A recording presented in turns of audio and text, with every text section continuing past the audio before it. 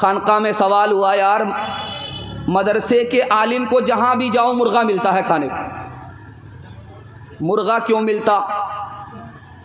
तो हकीम अख्तर साहब रहमतुल्लाह अलैह ने लिखा कि मुर्गा इसलिए मिलता है कि इन्होंने नफ्स को मुर्गा बनाया, फरमा बरदार बनाया, अब इसलिए जहाँ भी जाते हैं मुर्गा मिलता है।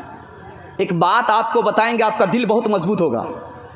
अल्लाह के रसूल ने आलिमों के लिए दुआ फरमाई, मेरे परवरदिगार मेरे आलिम को एक ज़मीन पर रोज़ी मत देना, पूरी दुनिया में उसकी रोज़ी फैला दो।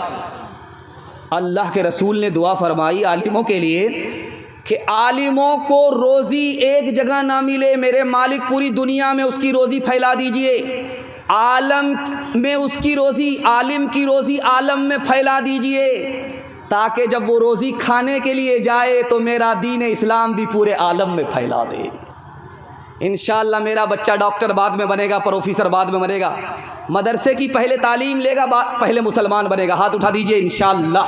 हर दम बरस रहे हैं अनवार मदरसों में, आकर तो कोई देखे एक बार मदरसों में, हर पल मोहब्बतों का इजहार मदरसों में, गुफ्तार मदरसों में, किरदार मदरसों में, दिन भर तिलावतें हैं, दिन भर तिलावतें हैं, शब भर इबादतें हैं, होता नहीं कोई दिन इतवार मदरसों में, होता नहीं कोई दिन इतवार मदरसों में। हमारी दुआ कबूल होती है या नहीं ये भी कुरान बताएगा। कुरान पर अमल है, कुरान की तिलावत है तो गारंटी है दुआ कबूल हो रही है। कुछ दुआ का समरा यहाँ मिल रहा है, कुछ आखिरत में ज़ख़ीरा हो रहा है, और अगर दिल से कुरान निकल गया तो हमारी दुआ कबूल हो भी नहीं रही है, न कभी होगी। अल्लाह से हमारा ताल्लुक़ है कि नहीं ये कैसे पता चलेगा, ये भी कुरान बताएगा। अगर कुरान से हमारा ताल्लुक़ है तो अल्लाह से ताल्लुक़ है, अगर कुरान से ताल्लुक़ नहीं तो अल्लाह से कोई ताल्लुक़ नहीं। ये कुरान अल्लाह की किताब है, साइंस बाद में आई, कुरान पहले। साइंस आज तक कुरान को गलत साबित नहीं कर सकी, ये पक्का सबूत है कि कुरान अल्लाह की किताब है। 1861 ईस्वी में 3 लाख कुरान के नुस्खे इस हिंदुस्तान में जला दिए गए। कुरान कैसे बाकी रहा आपको सुनकर के हैरत होगी। मदरसे के छोटे छोटे बच्चों ने चोरी छुपे कुरान सीखा, दूसरे को सिखाया। ये मदरसे का सदका है, मदरसे के बच्चों का सदका है कि कुरान भी बाकी है, इस्लाम भी बाकी है और मुसलमान भी बाकी है। तजर्बे की बात आपकी खिदमत में रखने के लिए जा रहा हूँ। आपका बच्चा जवान हो गया, उसको इल्म भी नहीं है, हुनर भी नहीं है, तो अली मियां नदवी रहमतुल्लाह अलैह कहते हैं कि इससे अच्छा था कि बचपन में मर जाता। ये धरती का बोझ है, जवान हो गया और जाहिल का जाहिल रहा। आपके बच्चे को इल्म नहीं और आपके बच्चे को हुनर नहीं, इसको लिख करके जाइए, न उसका ख़ानदान तरक्की करेगा न वो खुद तरक्की करेगा। तरक्की के 2 ही रास्ते हैं। अगर आप चाहते हैं कि आपका बच्चा तरक्की करे, ख़ानदान तरक्की करे, तो 2 काम आपको करने पड़ेंगे। बच्चे को इल्म दिलाना होगा, बच्चे को हुनर दिलाना होगा। एक बच्चा इल्म हासिल करके कुर्सी पर बैठ गया, बादशाह को हैरत हुई, तुम्हारे बाप को देखना चाहता हूँ। तब वो सामने जो खड़ा है, जूते को टांग करके लाठी पर जो खड़ा है, लुंगी बांध करके कंबल ओढ़ करके जो खड़ा है, वही मेरा बाप है। तो बादशाह ने कहा कि ये बंदर, ये उल्लू का पट्ठा, बेवकूफ़ तुम्हारा बाप है? कहा बेवकूफ़ मेरा बाप नहीं, मेरा दादा था जो मेरे बाप को पढ़ाया नहीं। मेरा बाप अगर बेवकूफ़ होता तो खुद जाहिल रह करके मुझे पढ़ा लिखा करके वज़ीर नहीं बनाता। एक तजर्बे की बात याद रखिए और दिल की डायरी पर इसको नोट कीजिए। कितना ही अच्छा आप खाना खिलाइए अपने बच्चे को, आपका बच्चा भूल जाएगा, याद नहीं रखेगा। कितना ही अच्छा कपड़ा पहना दीजिए अपने बच्चे को, आपका एहसान याद नहीं रखेगा, भूल जाएगा। कितना ही अच्छा मकान बना करके अपने बच्चे को दीजिए, भूल जाएगा, एहसान याद नहीं रखेगा। किताबों में तजर्बा लिखा है, नकल कर रहा हूँ। आप अपने बच्चे पर एक एहसान कर दीजिए, ज़िंदगी भर याद रखेगा। आप जाहिल रहे कोई फ़र्क नहीं पड़ता, सर पर कफन बांध लीजिए, औकात को दांव पे लगाइए, फाका करके अपने बच्चे को पढ़ा लिखा दीजिए, ज़िंदगी भर एहसान याद रखेगा। ईसा अलैहिस्सलाम आगे जा रहे हैं, पीछे एक आदमी आ रहा है। पूछने वाले ने कहा आप किससे भाग रहे हैं? कहा बेवकूफ़ आदमी, जाहिल आदमी से मैं भाग रहा हूँ। का जाहिल आदमी कोई बीमारी नहीं है, का बीमारी से बढ़ कर के है। बीमारी तो रहमत है, रहमत इलाही है, और जाहिल आदमी कहरे इलाही है। मैं कहरे इलाही से भाग रहा हूँ। जिसका बच्चा जितना काला होगा उसकी माँ उतना ज़्यादा साबुन लगाई, किसी तरह ये कालिया गोरा हो जाए, लेकिन वो साबुन तो काला हो जाएगा, वो काला गोरा नहीं होगा, क्योंकि आसमान से काला पैदा हुआ। लेकिन कुर्बान जाइए, उस काले को भी अपनी माँ चांद से बढ़कर के समझती है।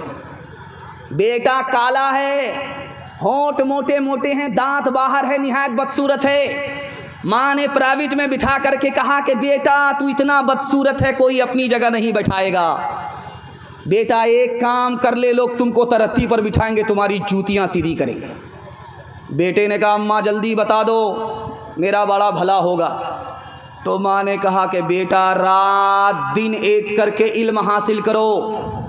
जिस दिन तुम सारे बच्चों से इल्म ज़्यादा हासिल कर लोगे, तुमको लोग तरक्की पर बैठाएंगे, तुम्हारी जूतियाँ सीधी करेंगे। इसी बच्चे ने माँ की नसीहत को दिल से कबूल करके रात दिन एक करके मेहनत की, और यही बच्चा पढ़ लिख करके आगे चलकर मक्का का काजी बन गया। हाथ उठा करके वादा कीजिए, पहली फुर्सत में जाहिल लेंगे, अपने बच्चे को जाहिल नहीं रखेंगे। हाथ उठा दीजिए, इंशाअल्लाह। सब काम पहले होगा, निकाह बाद में करेंगे। हाथ उठाइए इंशाअल्लाह। यहाँ आकर के फंसे। खुदा है मेहरबां बोलो, बोलो है मेहरबां बोलो, ऐ अहले वतन जान वतन बन के दिखा दो, इस खाक के ज़र्रे को भी इंसान बना दो। इंसान वो है इल्म की हो जिसमें तजल्ली, हैवान को कभी इल्म मिला हो तो बता दो। कांटों को जिहालत के अलग काट के फेंको, तुम इल्म की कुव्वत से ये झगड़ा ही मिटा दो। है मुल्क में तफरीक जिहालत के सबब से, तुम इल्म से फूलों से ये बाग खिला दो। बे इल्म का जीना भी है एक किस्म का मरना, जैसे तने बेरू जला दो के दबा दो। खुदा है मेहरबां बोलो, बोलो है मेहरबां बोलो। चार पैगाम बड़ी तेजी के साथ निकल गए। आधा जलसा मेरे हिस्से का निकल गया, थोड़ा सा जलसा बाकी है। सुनने के लिए आप लोग तैयार हैं? सो करके सुनेंगे? हाथ उठाइए इंशाअल्लाह। सो करके सुनेंगे, आंख बंद, डब्बा गायब हो जाएगा। आधा जलसा आपने बड़े हौसले से सुना है, थोड़ा सा जलसा बाकी रह गया। अल्लाह आपको जज़ाए खैर दे। दिल से दुआ करता हूँ अल्लाह आपके जवान बेटे को दीन दुनी रात चगुनी तरक्की से मालामाल फरमाए। मगरमच्छ को देखेंगे आप, वो गोश्त खाता है तो उसके दांत में गोश्त फंस जाता है, तो उसको खिलाल करने तो आता नहीं है, वो उसके दांत में लसक करके सड़ जाता है, उससे कीड़ा पैदा होता है। अब वो दरिया के किनारे आकर के मुंह खोल देता है और वो कीड़ा उसके दांत में घूमता रहता है। उसको आसमान से उड़ने वाली चिड़िया जब देखती है तो मगरमच्छ के मुंह में आकर के उस कीड़े को खाना शुरू कर देती है। अब एक चिड़िया आई, मगरमच्छ मुर्दा बना हुआ है, टस से मस नहीं करता, हिलता नहीं है, बिल्कुल लकड़ी बना हुआ है। चिड़िया आकर के उसके दांत से कीड़ा निकाल करके खा रही है। वो चुपचाप देख रहा है, कुछ नहीं हरकत नहीं कर रहा। जब उसने देखा कि एक चिड़िया, 10 चिड़िया, 20 चिड़िया एक जबड़े में आकर के बैठ गई, दूसरे जबड़े में 10 चिड़िया बैठ गई, जब उसको यकीन हो गया कि 20-20 चिड़िया मेरे मुंह के अंदर है, तो अब वो मुंह को दबा लेता है। ठीक यही हाल हमारा है। हमारी ज़िंदगी फैल रही है, मकान में, दुकान में, ज़मीन में, दुकान में, बाज़ार में, इसमें उसमें फैल रही है। और उसके बाद मलकुल मौत पंजा गाड़ देता है, सारा सिस्टम तबाह होकर के रह जाता, हम यहाँ से वहाँ पहुँचे। किला है, आपने लाल किला देखा होगा। लाल किले के अंदर पानी है, हौज है, आप देखे होंगे।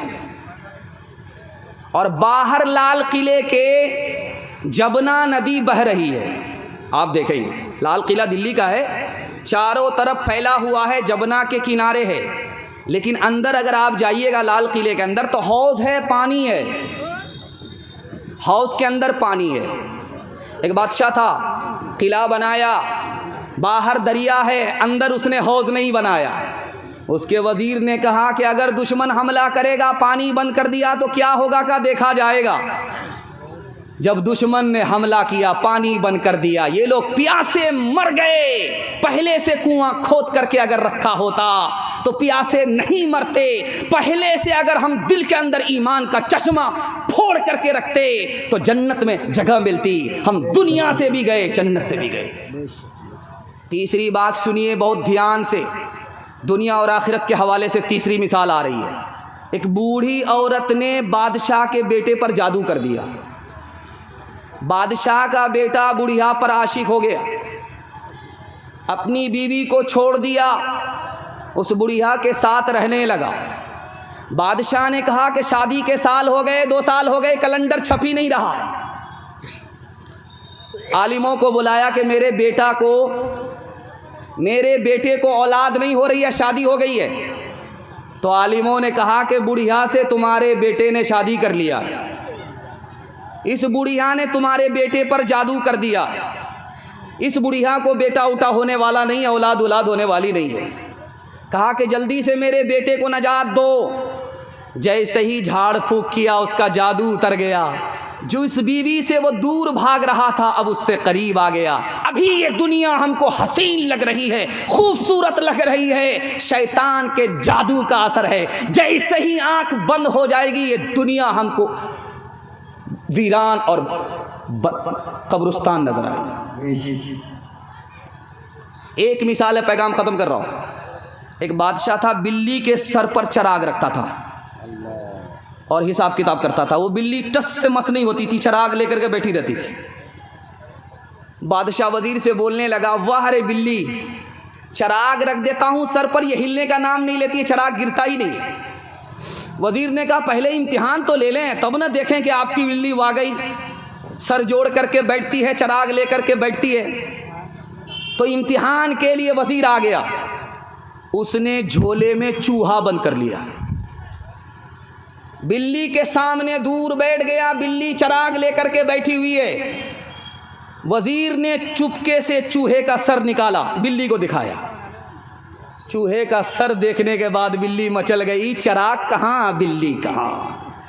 हाथ उठाइए, वादा कीजिए बिल्कुल सही जा रहा है, सीधे बुढ़ापे में दाढ़ी रखेंगे इंशाअल्लाह। ये देखिए, अभी तक ये मुकम्मल बेदार नहीं है और हम इसके पीछे पड़े हुए हैं। अगर ये बेदार हो गए तो पटना हमारे साथ जाएंगे, अगर बेदार नहीं होंगे तो हमारे साथ रांची जाएंगे। तीसरा पैगाम बड़ा खूबसूरत कुरान के हवाले से आ रहा है, बड़ी जल्दी में आ रहा है। अल्लाह आपको जज़ाए खैर दे। मेरी ज़बान की रफ्तार बता रही है कि आप मोहब्बत से सुन रहे हैं, बहुत देर से आप जलसा सुन रहे हैं। 45 मिनट दिमाग काम करता है, मेडिकल साइंस कहती है, लेकिन ये जलसे की बरकत है, मदरसे की करामत है, उलमा की अज़मत है कि आप घंटों बैठे हुए हैं और आपका चेहरा चमक रहा है। दिल से दुआ करता हूँ अल्लाह आपके मुक़द्दर को चमका दे। तीसरा पैगाम जल्दी से आ रहा है, ध्यान से इसको सुनिएगा। हमारा जो दिल है ये बाईं तरफ है, ये धड़कता है, ये जिंदा है या मुर्दा है, ये भी आपको कुरान बताएगा। कुरान के अलावा कोई नहीं बता सकता। कुरान इस दिल के अंदर है तो ये जिंदा है, कुरान इस दिल से निकल गया तो ये मुर्दा है, जिंदा नहीं। उसकी पहचान ये है कि जगाने पर भी नहीं जागता। हमारी दुआ कबूल होती है कि नहीं, अभी दुआ होने वाली है और आप वादा कीजिए कि इंशाअल्लाह दुआ के बाद ही हम लोग जाएंगे। जलसा निकल गया, अब सिर्फ दुआ बाकी है। हाथ उठा करके वादा कीजिए दुआ के बाद जाएंगे इंशाअल्लाह।